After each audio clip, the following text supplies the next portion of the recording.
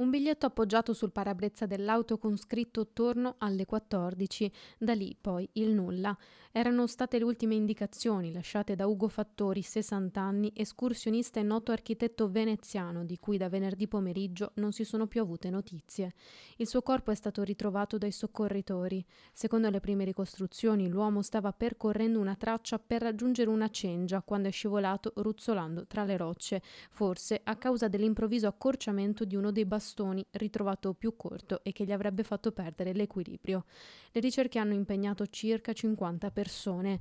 Nelle prime ore della mattinata l'elicottero ha sorvolato la zona indicata dall'uomo ai familiari, che ha trasportato le squadre in quota in diversi punti. Al lavoro per il recupero del corpo anche i vigili del fuoco di Belluno, esperti in topografia applicata al soccorso. Usati anche droni per scandagliare il luogo, capaci di rilevare il telefono in assenza di segnale, presenti anche le unità cinofile. Si tratta di un'area non particolarmente impervia, ma colma di sentieri itinerari dove non c'è segnale.